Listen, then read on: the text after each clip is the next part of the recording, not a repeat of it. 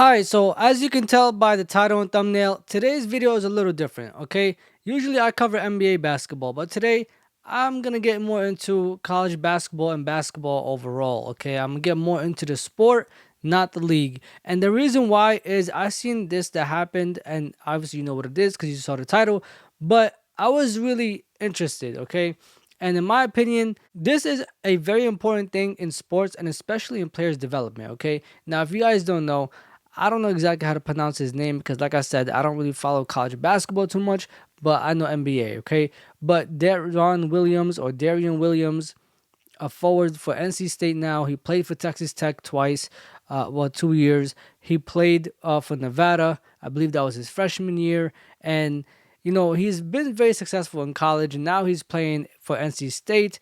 He transferred to NC State, a high name transfer. He was a high profile, and now expectations are through the roof. Okay, so to be honest, I had to do my research on this, and I had to do my studies. I had to figure out exactly what happened and who he is, how his game is, how he fits with NC State, and why the coach reacted the way he reacted. Okay, and if you guys don't know, which will be crazy if you don't know, but the coach Willie Wade, he was asked in an interview, how would you react or respond to Darrion Williams' game tonight? I believe it was a night where he went 3 for 4 from shooting, and he didn't take that many shots. He had a couple of games where he wasn't playing well, in terms of scoring the ball, and the coach went off, right? I mean, said so many things. He said, I'm tired of people picking on the kid, man. Let's be freaking appreciative. Let's support the kid. Let's help the kid. And he affects us winning games. Even when he doesn't make shots, he helps us win. He didn't make a shot against Ole Miss. It's the only game in his entire career he hadn't made a shot. Let me be clear about this. His shoulder injury was really bad.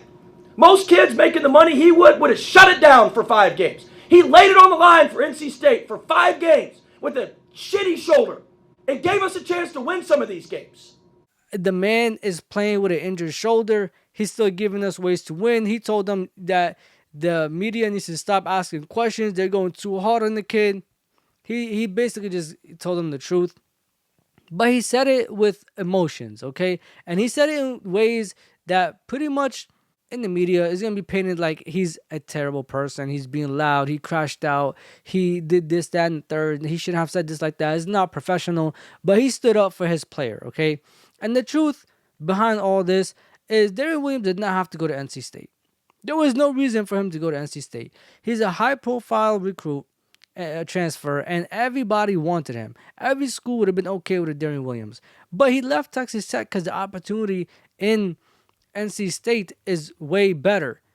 Okay, I think there's another person ahead of him in Texas Tech, so the team is not his. He gets to NC State, and the team is pretty much his, and it gives him the opportunity to pretty much build something again. NC State has not been that big of a name for a while now, but it gives them a reason to build that again. And the coach has been a really good players development coach. I did not know that he developed Nas Reed. I'll tell you right now, I'm really not that in tune with college basketball. I'll watch March Madness or whatever, but I'm not that in tune with college basketball. So I did not know that he was, the coach in charge of developing Nas Reed. We saw how he performed in the playoffs last year. I mean, he's been a good player overall. And with that being said, I believe in him coaching Darrion Williams. I believe in, the man's talent. I mean, in NC State, he's playing about a minute less than he did in Texas, and he's averaging pretty much the same thing. So here's are his averages in NC State. Okay, as you can tell, it's like 14.8 points, something like that. 5.4 rebounds, 3.4 assists, or something like that. Blocks went down 0.6. Does not really matter. Blocks, steals also went down. Turnovers went down to 1.3, but he's been used differently in NC State than he was in Texas Tech. He's been off the ball, where in Texas Tech he was playing on the ball. He's been playing now like a connector, okay? Like he's been playing like a do a little bit of everything type of guy, which I think is better for him in development because that will most likely be his role in the NBA, honestly speaking. I mean, he's 6'6", okay, but too small for a forward in the NBA. He could probably be a small forward, but his defense has to be elite. And in college, his defense isn't elite, but it's good. You know what I'm saying? Like, I would give him an average defender, maybe sometimes above average, but he's not an elite lockdown defender like a Jaylen Brown or a who else would you say is an elite defender? I mean, honestly, I wouldn't even, like, he's not a Draymond, he's not a Kawhi Leonard, he's not a Klay Thompson in his prime. You know what I'm saying? But you can rely on him. He's not gonna lose you anything on the court, and he's gonna give you some productivity offensively as well, more than defense. So that's something that you're trying to sell. But as if right now NC State stands 10-4, and they're doing really good, in my opinion. And the coach going off, I think it's him saying, leave him alone. Because the media does tend to attack high-profile names so often, even though they're human. Like, if he has a couple of games off, so what? Like the coach said, he's playing 5 games with a shoulder injury. They're 10-4. He still gave them assists. He still did everything else on the court to win. He did things on the court. Cause I went back and I watched the game. I watched some highlights. He did some things on the court that don't show up on the stat sheet. And some of that is just physically being there. And that's something that media needs to understand, okay? You could ask questions. You're allowed to ask questions. You could critique somebody's game. You could do a lot of things. But you have to understand that they are human. And people are on the court putting it all on the court. If you play with a messed up shoulder, that could take you out. You could play another 10 games, and then it takes you out for when it matters the most, which is March Madness. It could take you out for a while. You don't know what he's battling, because it's not going to show up in the injury report because he's playing. So what you should ask is he injured? We haven't seen him perform the same way that he usually does offensively. Is he injured? Is there something wrong with him? And the coach will answer. But to come out here and attack him when you know, realistically, even if you are an analyst person, you look at the stats, they're very identical. Except the fact that he's playing a minute less with NC State, averaging about the same, and his productivity, his efficiency went up. From the field, he's a 49%. You guys see on the screen in the chart. From 3, I think he's a 43%. I mean, his free throw went down, but that could be due to a lot of things. Also, the season is not over. They're only 14 games in.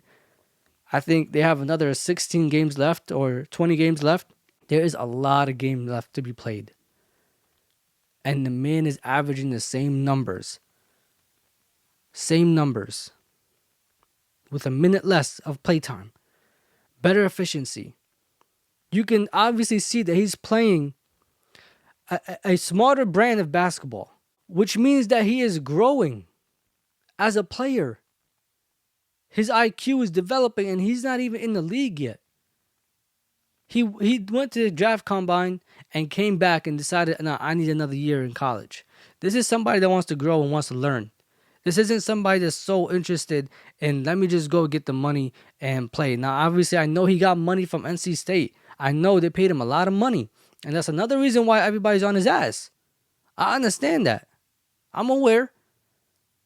I did my research. I know. But at the same time, the coach is right for going off like this. He's a human. He's a kid. He's learning. You're going off on him. You don't know what he's doing. You don't know what he's going through. You don't know anything besides the fact that you just want a clip. You just want to answer for your question. This is a lazy journalist job, in my opinion.